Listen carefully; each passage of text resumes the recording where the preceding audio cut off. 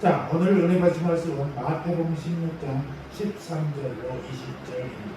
마태복음 16장 13절로 20절. 한 줄씩 읽어보겠습니다. 예수께서 가이사랴 빌립보 지방에 이르러 쟤네들에게 물어가라사대 사람들이 인자를 누구라 하느냐. 그러되 그들은 세례 요한, 그들은 엘리야, 어떤 이는 예레미야, 나 선지자 중 하나 사나이다.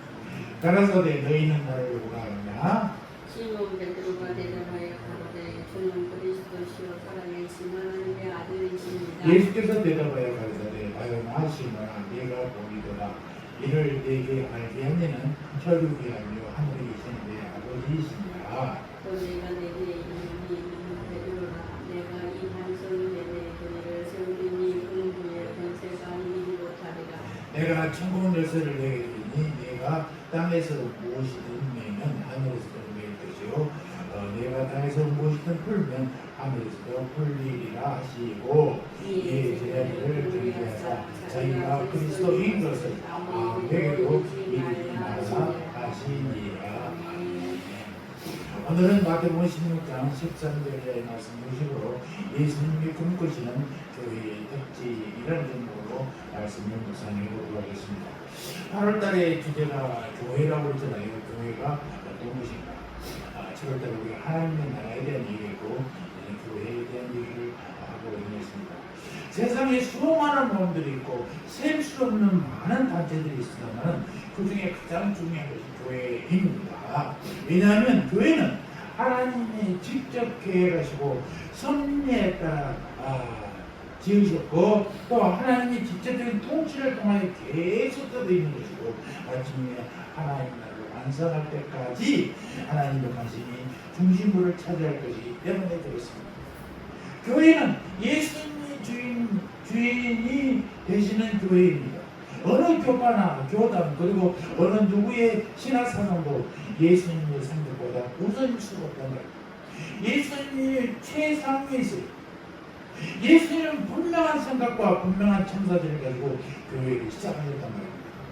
만일 우리가 이 땅에서 가장 이상적인 교회를 원한다면 우리는 먼저 신약 교회에 관한 예수님의 참사들을 분명하게 가져야 되는 것입니다.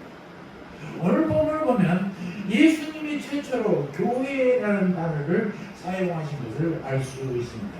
이 말씀 속에서 우리는 예수님이 꿈꾸시는 교회, 이 교회의 네 가지 특징을 가져야 되는데 이것은 단순히 제자들에게 주신 교훈으로서 끝난 게 아니라면 매우 중요한 교회의 원리인 것입니다. 우리 세상교회도 하나님이 기뻐하시는 공동체가 되기 위해서는 먼저 교회를 가슴에 품으시고 또 교회 일꾼들을 잘 양육하시는 주님의 심정을 알아보고 또 나아가서 주님이 원하시는 교회의 모습을 세워나가기 위해서 매일의 노력을 기울여야 할 줄 믿습니다. 이 시대의 교회들이 향한 우리 주님은 어떤 생각을 가지고 계시는지 또 예수님이 꿈꾸신 교회는 어떤 특징을 가진 교회인가를 묵상하는 이 시간이 되기를 기회로 축원합니다. 먼저 우리 한번 볼까요? 성경 말씀 보겠습니다. 15절, 16절, 15절, 16절 거기 한번 같이 읽겠습니다. 시작. 가라사대 너희는 나를 누구라 하느냐. 시몬 베드로가 대답하여 가로되 주는 그리스도시요 살아계신 하나님의 아들이시니라.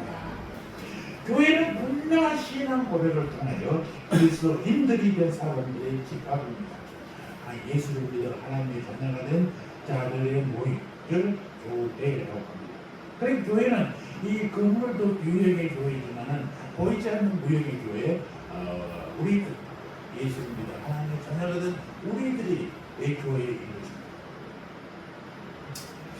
오늘 본문의 역사적인 때는 예수님께서 제자들과 함께 공생애를 시작했을 때 3년쯤 되는 시점이에요. 십자가 고난을 앞두고 있어요. 주님은 제자들과 함께 주의 방해를 위하여 팔레스타인 최북단에 있는 헬몬산 기슭에 위치한 가이사랴 빌립보에 가셨던 것입니다.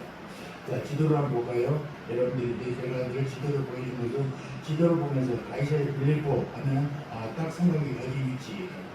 자, 여기가 갈릴리 호수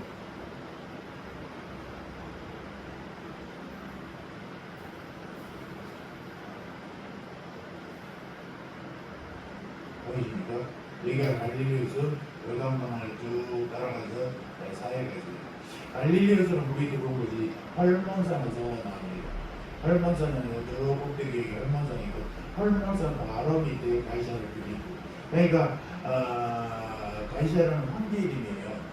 로마에 로마 황제가 도시를 만들면서 가이사르 자기 이름을 불려서 이름을 따서 빌리포인데 가이사르 빌리포라고 도시를 만들었습니다. 여기는 산 밑에 있으니까 이 산 아래가 무덤들이나 절간들 뭐 이런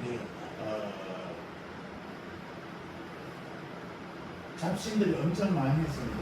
오늘 지금은 흔적만 남아 있습니다만 이런 신당들이 많이 존재하고 있어요.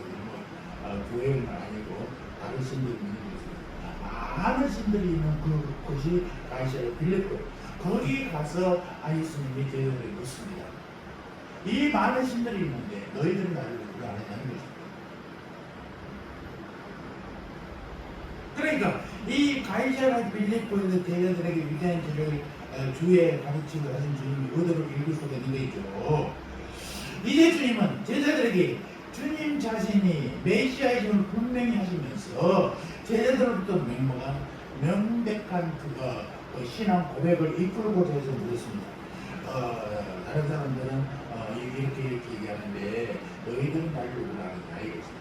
그러니까 남이 예수님을 평가하는 게 중요한 게 아니라 너희들은 나를 어떻게 생각하느냐. 이때 제자 중에서 이 베드로 같은 것입니다. 그래서 주는 그리스도시요 살아계신 하나님의 아들이시나이다 라고 얘기를 합니다. 그러나 이것은요 당시 종교 지도자들이나 세상 사람들이 견해와는 전혀 다르죠. 그들은 예수님을 어떻게 생각했어요? 세례 요한이다. 세례 요한이 다시 부활해서 나올 사람이 있고 엘리야 정도가 아니겠느냐 하는 것입니다. 이에 비해서 베드로는 성령님의 도우심을 받아서 놀라운 고백을 하고 있는 거죠. 바로 그때 예수님이 베드로의 고백 위에 주님의 교회를 세우시겠다라고 말씀하신 장면이 17절, 18절입니다. 자, 17절, 18절도 한 목소리로 읽겠습니다. 시작. 바요나 시몬아 내가 복이 있도다. 이를 내게 알게 하니는 혈육이 아니요 하늘에계신 내 아버지시니라. 또 내가 내게 이르느니 너는 베드로라. 내가 이 반석 위에 내 교회를 세우리니. 자, 베드로라는 말이 반석이라는 뜻이죠. 여기에 바로 교회의 비밀이 숨겨져 있다는 것입니다. 교회는 세상의 조직이나 단체가 아니에요. 세상의 조직이나 단체처럼 생각해서는 안 된다는 겁니다. 요즘에는 교회들이 너무나 타락해갖고 세상의 것들이 많이 들어와 있겠습니까? 잘못 특가하는 문제도 그렇고 여러 가지 문제들이 많이 들어있습니다. 교회는 말이죠. 철저하게 신앙 고백을 한 사람들로 이루어져 있다는 사실을 여러분이 잊지 마시기 바랍니다. 예수님이 제자들에게 신앙 고백을 요구한 것은 주님의 교회가 신앙 고백이 분명한 사람들의 공동체다라는 것을 우리에게 가르쳐주고 있는 것입니다. 여러분 교회는요 구원받는 사람들의 모임이에요. 교회는 건물이 아니란 말입니다. 십자가를 높이 달았던 교회가 아니에요. 화려하게 교회를 장식했던 교회가 아니에요. 진정한 교회라는 성도 한 사람 한 사람에게 구원의 고백과 감격이 넘쳐나야 된다는 것입니다. 서해안 쪽으로 저는 고향이 목포 쪽입니다만 목포 서산 이쪽으로 서해안 쪽에 가면요 교회 특징이 있어요. 서울은 큰 건물 지어놓고 세안교회 그쪽으로 산다가는 그쪽 서쪽에 가면요 세안교회라고 붙여있지 않고 교회 건물 입구에 뭐가 어디냐 예배당이라고 되어 있습니다. 건물은 예배당이 우리가 모이는 것 자체가 세안교회고 예배당이 건물. 그러니까 예배당 뭐예요? 예배를 드리는 집이다라는 뜻이잖아요. 이 표현이 좋아요. 요즘에는 본당, 교육관 이렇게 불러진다면은 서쪽, 서해안 쪽 보면 다 그렇게 돼 있어요. 무슨 교회? 예배당. 나는 그 말씀 보면서 참 그 부분에 기분이 좋았어요. 그렇습니다. 교회는 예배당, 건물은 예배당이고 누가 교회에 예수를 믿어 하나님의 자녀가 된 고백한 우리들 이 교회 이것을 그러니까 야외 예배를 드리는 것이 맞냐 맞냐 따질 것이 없어요.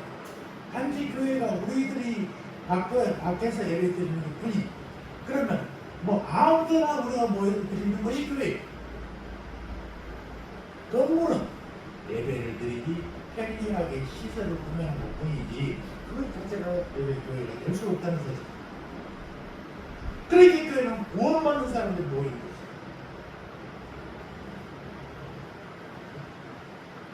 신앙 고백이 분명한 사람들이 모이는 것이고, 이 고백인 것이 바로 예수님이 하나님께서 약속하신 바로 그 메시아고 살아계신 하나님의 아들이다. 그래서 고백하는 이 고백이 중요합니다. 교회를 구성하는 교인 한 사람 한 사람부터 중에 교인이 되기 위해서는 반드시 이 베드로와 같은 고백이 있어야 된다는 거죠. 그런데 요즘에 어떻게 돼요? 이런 것을 가르치잖아요. 너무나 많은 교회들이 구원의 확신을 가르치는 게 아니라 점검도 하지 않냐고 교인들을 함부로 받아들여. 등록을 아무렇게나 시킨단 말이에요. 장모도 아무나 돈만 내면 막 시켜줘. 그러니까 교회가 문제가 생기는 거예요. 세례도 아무나 줘. 여기서 교회가 부패하기 시작하고 교회의 순수성이 금기하기 시작하는 거죠. 우리 모임의 단체에서도 나이가 들어서 장모가 되지 못한 사람들에게 영의 장모를 줘. 정상적인 교회, 자기 자기 출석하는 교회 주는 게 아니라 다른 데 주는 거예요. 물론 명예 장모야 아무런 것도 없지만 그렇게 하면 자기가 출석하는 교회에 집사람들 거기서는 나이가 있고 체면이 있으니까 장모를 불러주면 명예 장모가 되겠어요. 아무 생각도 없이 세상에 내 직책처럼 장모 명예 장모를 난다는 걸 보면서 참으로 마음이 안타깝습니다. 대체로 거기 동성하지 않습니다. 참선하는 것.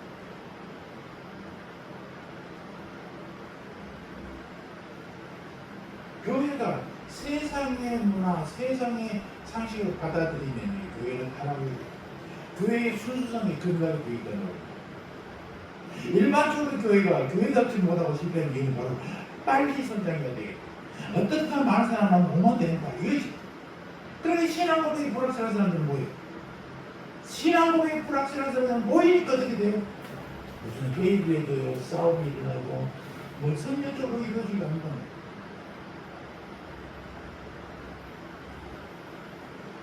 그런 사람들이 교회 운영을 맡으면 어떻게 돼요? 교회에는 큰 일이 많다. 우리 잘하고 있는 우리 암흑의 잘하는 이런 사람이 교회에 치를 맡기면 어떻게 되겠어요? 치 기분 좋은 건 막 하고 기분 나쁜 건 지금 어떻게 해버려. 이렇게 되면 이제 교회가 돼. 아무래도 아무 상관없어요. 이건 이름은 그렇게 되는 거예요. 여러분 영적인 성숙과 리더십을 갖춘 사람들 하여금 교회의 운영에 참여하는 것이야말로 건강한 교회로 가는 지름길입니다. 사실. 비록 두세 단위 할지라도 예수님의 이름으로 모인 곳에 기적이 일어나게 되고 이곳에서는 다툼이나 불편한 논쟁이 일어날 수가 없어요. 왜? 신앙 고백이 확실한 사람들은 항상 주님을 위해 산다. 지난주에도 우리 얘기했던가요? 교회는 누구를 위한 것이에요? 하나님의 영광을 존재하는 것이 맞습니다. 하나님의 영광을 위해서 우리가 예배드리는 것, 뭐 때문에 예배드려? 내가 살려고, 내가 주님과 떨어지지 않으려고, 내가 주님과 가까이에서 주님의 주신 은혜로 살려고 하는 것입니다. 주님께서 멀리 떨어지면 떨어질수록 우리는 아무것도 아닌 정도 죄악의 굴레에 빠질 수밖에 없는 거예요. 그래서 그 교회는요, 사람을 위한 것, 우리 인간을 위한 것이지 하나님을 위한 것이 아니에요. 하나님께서 우리를 만나주시겠다고 하신 것이 교회라는 거예요. 그 안에 하나님의 영광을 위한 것이라고 천만 하나님의 영광을 드리지 않으면 우리가 다치니까, 우리가 하나님의 은혜에서 벗어나니까 우리를 위한 거예요. 결국은 주는 그리스도시요 살아계신 하나님의 아들이시나이다. 예수님은 이 이 고백 위에 교회를 세우겠다라고 말씀하십니다. 교회 성장의 비결이 바로 여기에 있는 거예요. 성도들의 신앙 고백이 분명한 사람으로 만드는 것. 이게 교회의 삶이에요. 그래서 양육, 키우는 것은 바로 여기를 키우는 거죠. 신앙 고백이 분명한 성도들 공동체, 예수님이 꿈꾸시는 교회의 모습이고 우리가 지향해야 될 교회의 목표라는 거죠. 그래서 우리 교회는 성경 하나님의 말씀을 통하여 하나님을 알아가고 예배를 통해서 성령이 만나고 받은 은혜를 이웃과 나누는 교회가 되는 것을 제가 교회 설립하면서 꿈꾸었던 바입니다.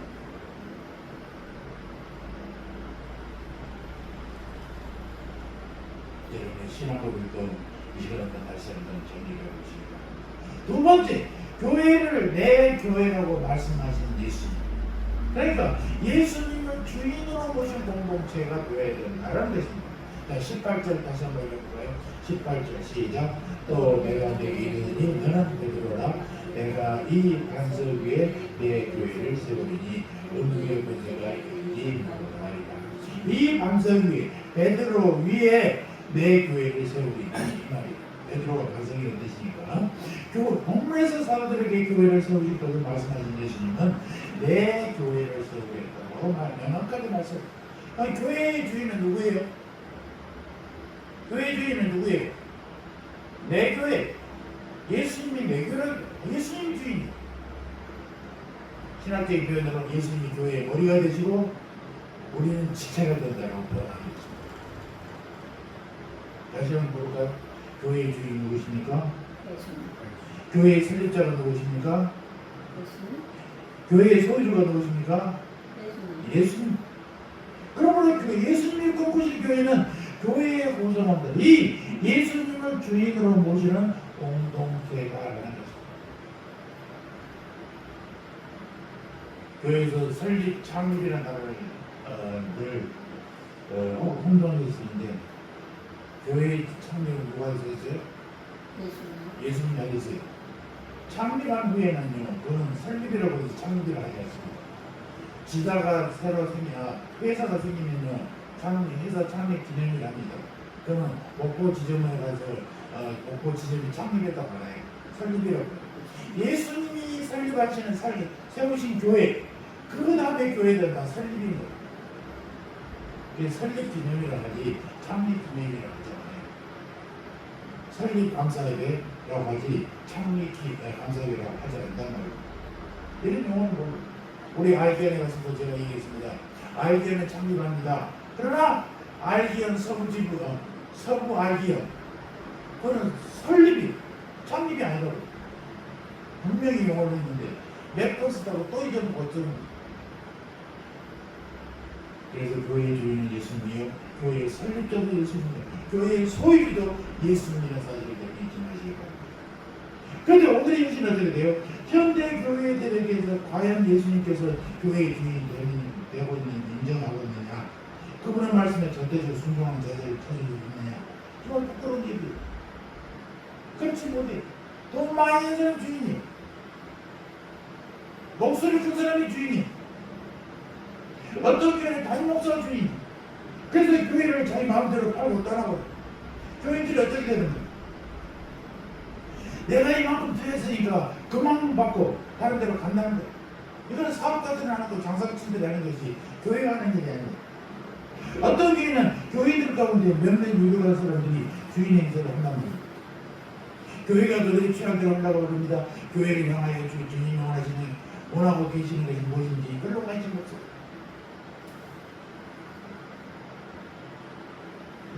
교회가 마천동에 유명한 교회, 아름다운 교회가 교회를 팔아먹었어요. 성도들 한 명 한 명 다 내보내고 교회 팔아먹었어요. 12억이 힘을 받아갖고 팔아서 회차 만들어갖고 중국으로 가고 있어요. 그러고 중국에 선교사를 파괴한다고 선교에서 선교비 받아 그러고 있어요. 하나님이 뭐라고 했어요? 하나님은 부끄러운 대로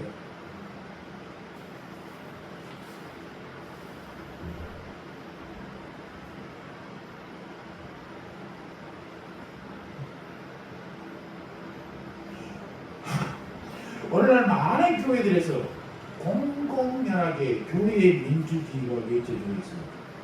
교회 행사하고 회의를 한 민주주의 원칙이 모든 권리가 예수님이 아닌 교인들에게 있다고 주장하는 겁니다. 교인이 주인이라고 얘기해요. 특히 장로들, 안수집사들이 자기들이 주인이라고. 그래서 주님의 뜻이 중요한 게 아니에요.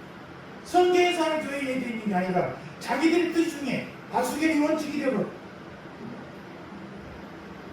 무슨 일을 하든지 성경의 말씀은 뭐라고 하는지 성경에서 하나님이 뭐라고 하는지 연구하고 하나님 뜻을 찾고 하나님께 기도하고 인도하시고 구하는 것보다도 교회에 유력한 사람의 말을 따라버리고 투표에 다수결로 다수의 의견을 따라버린다. 이런 모습들은 다 교회의 본질에서 벗어난 것. 이것은 주님이 교회의 설립자의 주인 되심을 인정하지 않는 것입니다. 이것은 명백히 교회에서 주님을 소외시키는 것이고 주님의 주권을 침해하는 거랍니다. 이런 곳에서 진정한 교회의 모습은 절대로 발견할 수가 없는 것입니다. 교회의 주인은 누구라고요? 예수님이에요. 교회를 세우신 분은 누구라고요? 교회에서는 주체가 주님이시. 그럼 교회의 소유권 누구 있어요? 그냥 예수님께서. 창세기 1장 1절 제가 들어가 전에 태초에 하나님이 천지를 창조하십니다. 천지는 누구예요? 누구예요? 하나님 또 하나님 소유. 근데 내 것처럼 살아. 하나님 거예요. 하나님이 주신 이 세상에서 살면서 하나님의 뜻을 무시하고 내 뜻대로 하나님이 해주기를 바라요. 하나님, 내가 이걸 하고 싶어요. 이걸 도와주세요. 이런 기도만 하지 하나님의 뜻이 무엇입니까? 하나님이 어떤 방향으로 가고자 하십니까? 아버지, 하나님께서 가진 방향으로 저는 사용해 주시옵소서. 이런 기도들을 잘 알아요. 자기가 원하는 것, 자기에게 이익되는 것만 찾는 말.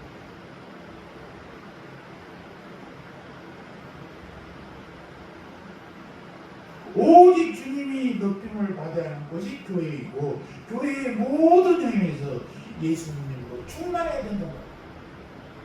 그래서 우리 2025년 우리 성교회 표가 뭐라고요? 다같이 내 삶의 주인 예수. 여러분 삶의 주인이 예수이기를 주의를 축원합니다. 아멘. 그래서 새가족들이 교회에 와서 예수님을 느낄 수 있어요.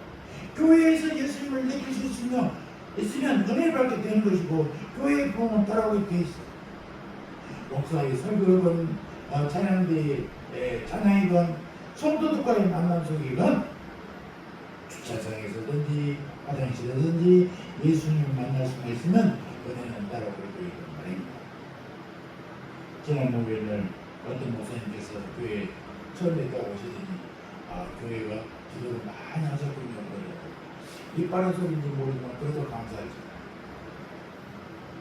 교회 기도를 많이 쌓은 곳이다라고 평가해 주는데 정말 감사해요. 그리고 어떤 분은 작은 규모의 아주 아기자기하게 있을 때 다 잘 정리를 하셨네요.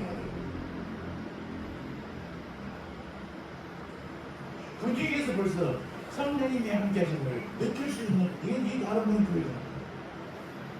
여러분, 우리 교회는 과연 예수님을 주인으로 모시고 있는 교회이기를 정말로 드리고 납니다. 정말 내 삶의 주인이 예수라고 고백하는 우리 모두 되기를 주의 이름으로 축원합니다. 우리 교회를 구성하는 성도 여러분들은 자신의 생각이 어떠한지 간에 주님의 말씀이면 무엇이든지 순종할 준비가 되어 있으시는 줄 믿습니다. 아멘. 목회자는 주님의 종으로 그분의 일꾼으로 그 집에 무튀기로 들어온 사람일 뿐이 목회자의 마음속에는 오직 예수님의 뜻을 밝혀내고 양들에게 전하고 주님의 뜻대로 수행하고자 하는 열망만 있어야 되는 것입니다. 자기 이익을 위해서 교회를 팔아먹으러 나가는 우리 처가 고향의 교회처럼 그렇게 살았죠. 하나님 앞에 무슨 낯자고 하시겠어요? 물지한 시골 할머니 할아버지들한테 교회 빨면 얼마지 나가줄 테니까 보상 찍으세요. 보상 찍어서 빨려. 종교부인을 이렇게 팔아주지가 않습니다. 할 수가 없습니다. 목사의 사진에 가지고 그렇게 돼요.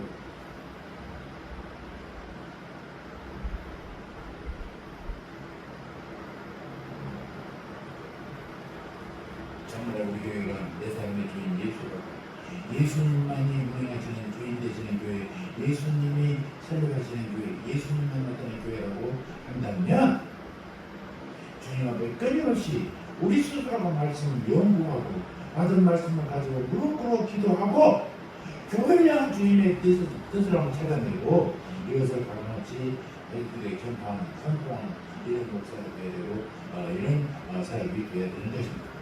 그것을 위해서 저도 노력합니다. 부족하십니다. 저는 하나님께 가장 두려운 단어가 게으름이라는 겁니다. 물론 다른 사람에 비해서는 훨씬 부진할 수 있습니다. 자신합니다. 그러나 하나님 앞에서 네가 정말 부지런하느냐 게으르냐 라고 판단하고 이런 거 게으르게 얘기할 때 하나님의 기준이 어디까지인지 그것이 늘 그거예요. 다른 사람에 비해서 부지런하다고 그것이 나를 만족해 한다고 라고 한다면 난 하나님 앞에 정말로 나설 방법이 없습니다. 늘 게으름에 대한 문제, 다른 사람에 대해서는 훨씬 부지런한 생각이지만 하나님께서 배려의 평가가 어디까지인지를 저는 정말 어렵습니다. 그래서 여러분들도 주님의 교회에 부름받는 성도들이잖아요. 일꾼들은 받는 세를 가지고 주님의 뜻에 따라서 일을 합니다. 그래서 부름받는 자들은 주님의 교회를 어떻게 하면 주님의 뜻대로 잘 섬길 수 있는지 끊임없이 생각하고 이렇게 한번 어떻게 하면 공동회의 때 큰 소리 하면 되느냐, 제주회의 때 한번 교회 댓글을 걸느냐, 이렇게 중요한 거예요. 교회의 발전을 위해서 무엇을 할 것인가 하고 그래서 교회에서 장로나 안수집사를 세울 때 고민하는 이유가 세워놓으면 자기가 무슨 중리가 되겠죠. 목사의 행정에 댓글을 걸어야 자기 역할을 한 것처럼 생각하는 사람들이 너무나 이건 세상에 사는 일이 교회에서는 그런 게 아니에요. 원래 집사는 목사님이 혼자 다 할 수 없으니까 집사들이 집사들을 세워서 봉사하고 교회를 청소하고 교회를 깨끗이 하고 전도하고 하는 일을 하기 위해서 하는 거예요.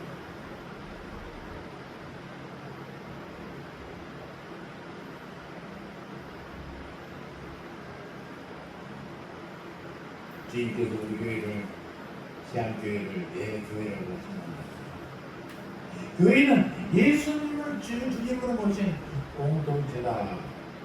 내 삶의 주인이 예수라고 고백하듯이 이 세안교회의 주인은 예수님이라는 것을 여러분 잊지 마시기 바랍니다. 자, 세 번째 18절을 다시 읽겠습니다. 시작. 또 내가 너희 이르니 너는 베드로라 내가 이 반석 위에 내 교회를 세우니 음부의 권세가 이기지 못하리라. 음부의 권세가 이기지 못하는 교회를 세우겠다. 얼마나 알겠습니까? 예수의 말씀께서 진대보세요. 예수님을 주인으로 모신 교회는 예수님의 능력으로 무장하고 있기 때문에 음부의 권세가 이길 수 없다는 것입니다. 세상의 조직이나 세상의 힘이나 세상의 어떤 것도 교회를 이길 수 없어요. 예수님께서 의도하신 교회는 음부의 권세를 이기는 공동체.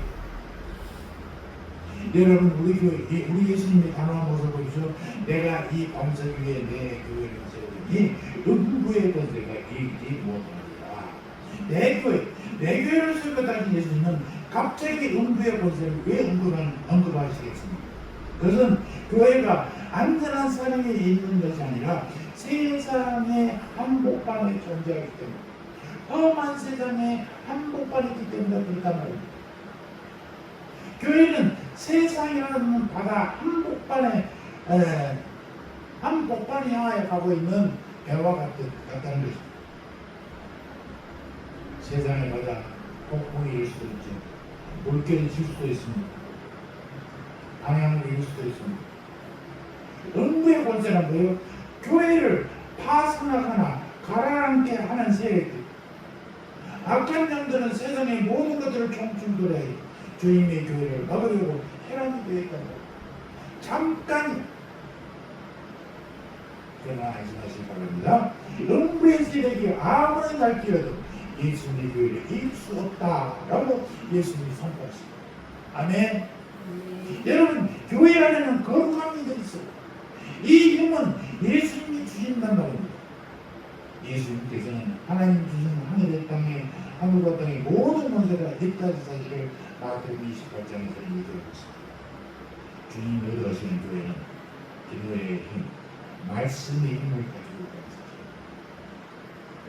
십자가의 힘, 성령의 힘이 있고, 더 나아 교회는 세상에 갖지 못하는 사랑과 용서의 힘을 소유하고 있는 겁니다. 만일 교회가 주님을 하시는 모습을 봤을 때 음부의 권세는 이와 같은 교회의 힘 앞에 능력을 행할 수가 없다는 결코 지고 마는 것입니다. 여러분, 우리 교회는 지금 우리 교회가 어떻습니까? 음부의 권세를 이기고 있습니다.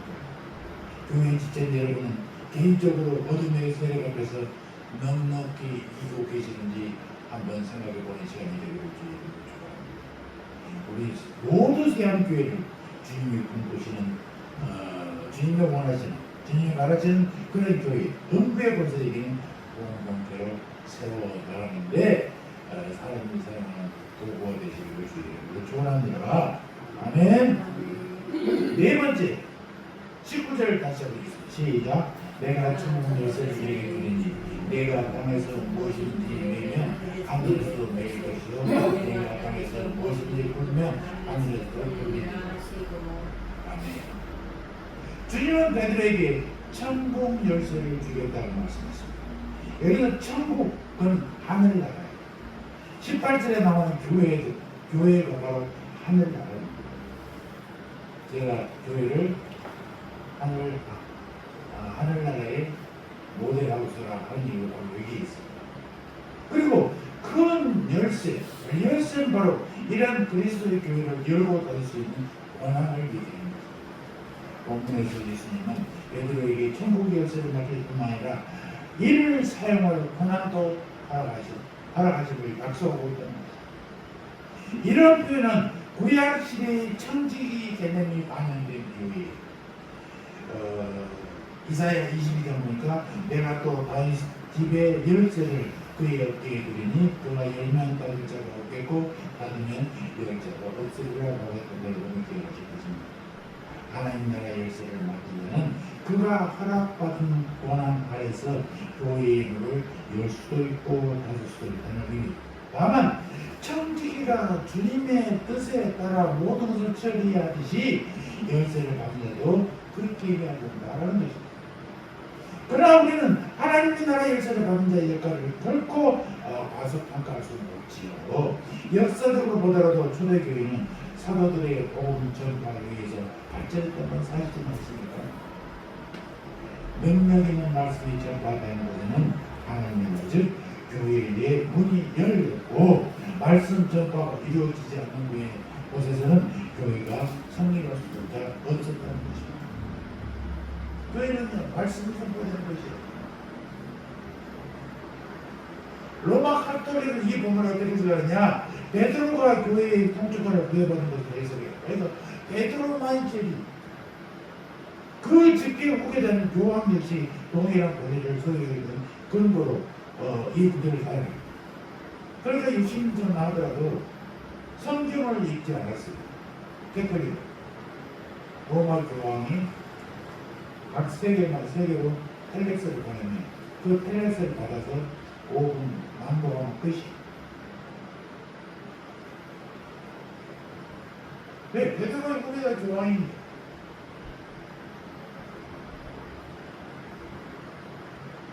그러면서 그 직계 후계자인 교황 역시 동일한 권력을 소유하겠다고 자랑하잖아요. 예수님은 이 말씀하신 후에 발설하지 말도록 하는 경계를 제자들에게 모두 하잖아요. 그리고 제자들 모두에게가 동일한 능력이 있음을 말씀하셨어요. 그러고 보면 예수님께서 제자들의 대표로서 베드로에게 하신 말씀입니다. 그래서 복음을 전하는 사도직에 대한 강조로 해석해야 될지 그가 베드로 자체가 교회다라고 하는 것은 말이 안 된다. 그런데 이 본질 중에 메고 푸는 권한은 무엇이냐? 푼다는 것은 천국문을 연다는 말이고요. 이는 복음을 전파하는 것을 의미해요. 천국문을 열어서 천국의 복음이 전파되는 거예요. 또 맨다는 것은 천국문을 닫아가는 것입니다. 그래서 복음을 전파하지 않는 것을 의미해요. 또한 메고 푸는 것은 어떤 이들에게는 천국문을 열어주지만 또 다른 이에게는 그 문을 닫아버리게 될 것이라는 의미도 포함되어 있는 겁니다. 즉 주의 말씀에 선포가 많은 사람들이 주께로 돌아오게 합니다만 말씀 선포의 의무를 경하시함으로써 주의 말씀을 받을 기회조차도 갖지 못한 경우도 많이 있다는 것입니다.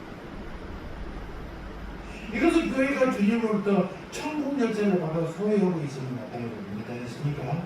얼마나 놀라운 특권이에요. 세상에 어떤 세력도 감히 상상할 수 없는 특권.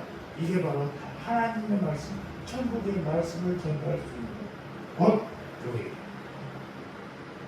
주님이 의도하신 교회는 천국 열쇠를 소유합니다. 그래서 사람만 많은 것이 아닙니다. 제가 저렇게 적을 때 미아리에서 한 30명 정도 선도가 있는데 거기 썰에 나오더라고요. 교회를 전화를 통화해서 얘기했더니 그 교회가 30명이 어떻게 보느냐, 전도사가 수지침을 한대요. 수지침 때문에 교회에 나오는 사람. 그러니까 전도사가 없으면 수지침을 할 수 없어요. 그러면 그들은 존재할 가치가 없어요. 그런 게 교회가 아닙니다. 수지침을 이용해서 복음을 전하는 도구로 사용할 수 있지만 사람들은 거기에 빠져요. 복음을 안 받아요. 이게 문제죠. 교회에서는 큰 선물 주잖아요. 노인이가 있으면 많이 문제가. 그들은 선물 받아가는 끝이에요. 지난주에 우리가 오사단에서 세례식을 했는데 130명 세례드리고 138명 정확히 세례드리고 30명 기세례자에게 축복해줬습니다. 그러면 상당히 큰 선물을 받아가지고 즐거우시고 했거든요. 그럼 그들이 몇 프로나 몇 퍼센트나 다시 교대에서 복음 현장에 나가 있는데 10%도 안 됩니다. 선물이 중요한 거지 복음이 중요한 게 아니야. 그러니까 퍼준다고 믿는 사람이 오는 게 아니라 사람들은 많아지는데 정말 소득은 없어지는 거예요. 그게 싱그러운 문제가 요즘에 문제입니다. 요즘에 또 한창 오무교회가 젊은이들한테는 십자가를 없애야 되고 11조를 없애야 되고 뭐가 없애야 되고 뭐 그런 설교도 준비하면 안 되고 그런 교회가 있어야 교회가 큽니다. 그게 교회입니까? 교회는요 말씀이 흥하지 않으면요 그거는 교회의 사명을 잃어버려요. 그거는 모이는 집단에 불과해. 집단에 예수라는 이름으로 기독교라는 이름으로 모이는 집단에 불과하지 하나님의 말씀 듣는 게 5분도 못 들으면 어떻게 돼요? 천주교처럼 그 나갔다는 거예요. 지금 천주교는 성경 말씀을 많이 합니다. 우리 기독교 쪽보다 더 많이. 예전에는 60년 이전에는 성경 말씀도 있고 성경도 없었지만 지금 공동번역 성경이 천주교와 기독교 함께 만들어진 책이거든요. 훨씬 더 많이 보고 있어요. 심각하게 정말 우리가 성경이 하나님의 말씀을 얘기해요. 말씀이 흥하지 않고 말씀이 풍부하지 않고 말씀이 전파되지 않는 것이 교회는 절대로 교회일 수가 없어요. 아무리 세대가 바뀌어도 MZ세대라고 하신 요즘의 젊은이들에게만 그들의 입맛에 맞게 교회를 변형할 수는 없어요.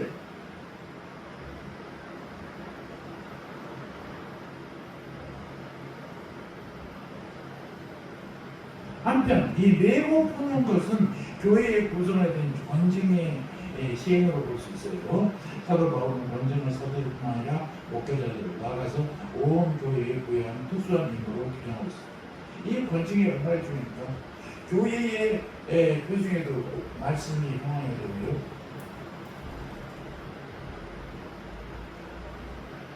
권징이 되어야 되고요. 십자가가 되죠. 그렇지 않으면 교회가 아니에요. 사실 여기 교회는 권징이 너무 약해. 여기서 권징이 격치가 되냐 다른 교회 가버립니다. 다른 교회에서도 저쪽 교회에서 무엇이 하겠든지 간에 오면은 그냥 받아줘.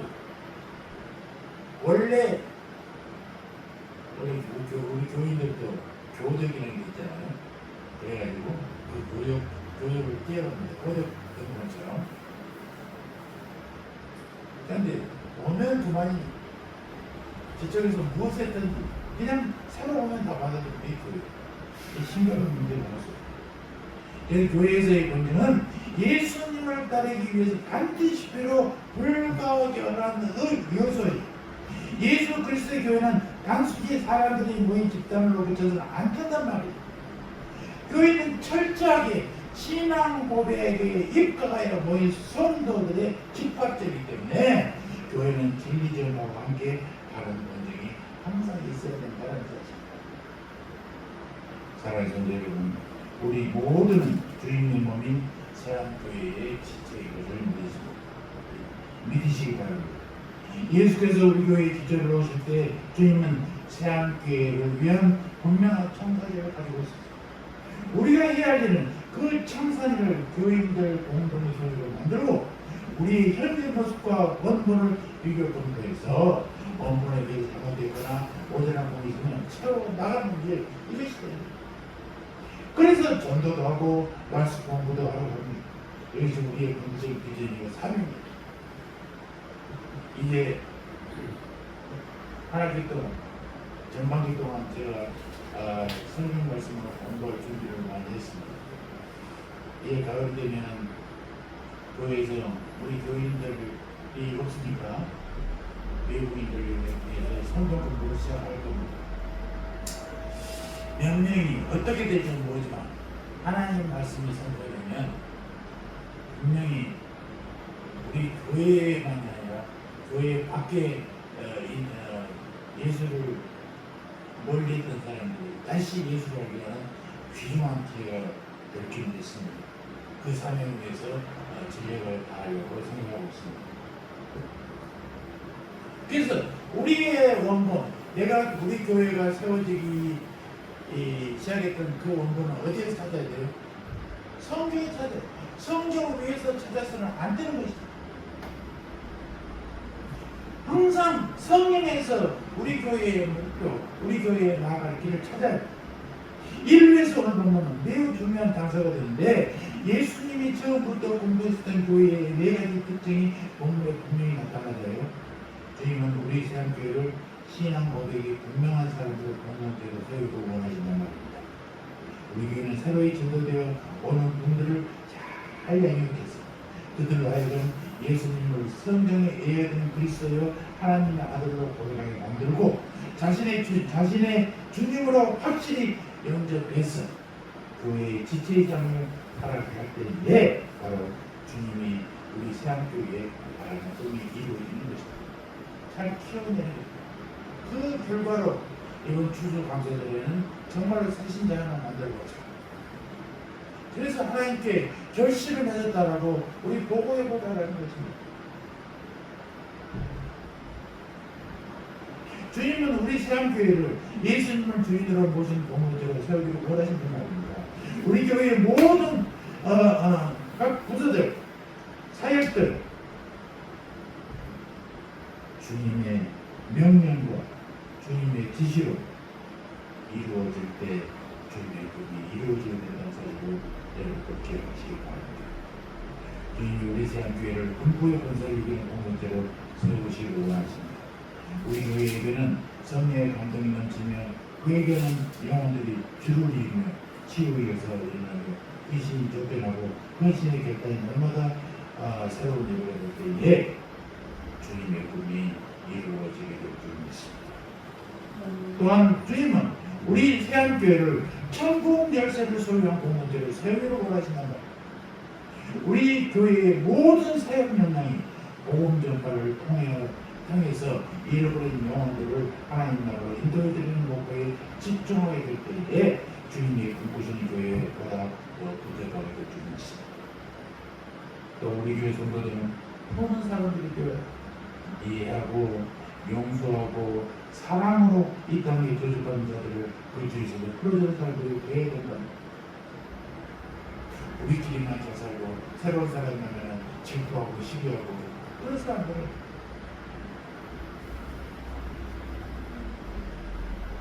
저기 있을 때 한집사라고 그래서 어떤 분이 교회에 이제 남편을 데려가지고 되겠다고 결정 딱 했는데 안 오다가 그 한집사가 와가지고 그분을 보더니 눈이 참 멀쩡하다 보이는 거예요.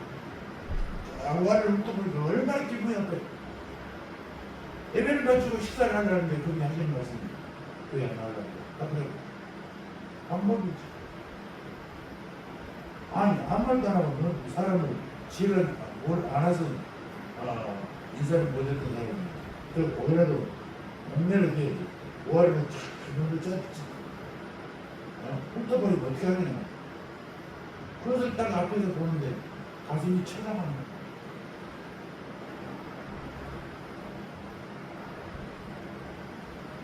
여러분, 교회는 사람 살리는 걸 했잖아요. 죽은 사람을 살려야 돼. 잘못했다고 아무렇지 아니라 이해하고 품어주고 다시 회개의 길을 걷도록. 여러분 다시 한번 얘기합니다. 성령에 나타난 주님의 꿈이 바로 우리의 꿈이 되기를 원합니다. 우리 교회의 꿈이 되기를 원합니다. 우리의 가치관이 주님의 가치관과 같이 되기를 원합니다. 교회를 사랑한 농도에서도 주님께서 목숨 바쳐 우리 교회를 사랑하셨듯이 우리도 주님의 나라 하나님의 교회를 불타는 마음으로 교회를 사랑하는 성도 여러분 되시기를 주의 이름으로 축원합니다. 그래서 우리 모두 우리 세안교회가 주님이 꿈꾸시던 바로 그 교회 사도와 행전에서 나타난 그 교회가 되도록 교회 사랑하는 여러분들 되시기를 주의 이름으로 축원합니다. 네. 할렐루야. 하나님께 오늘도 복된 주님을 알아가서 주님을 대성의 주님이라 만천하에 고백하는 예배를 드리겠습니다. 감사합니다. 주님이 꿈꾸신 교회는 신앙 고백이 분명한 사람들을 공동체이고 예수님을 주님으로 보시는 교회입니다.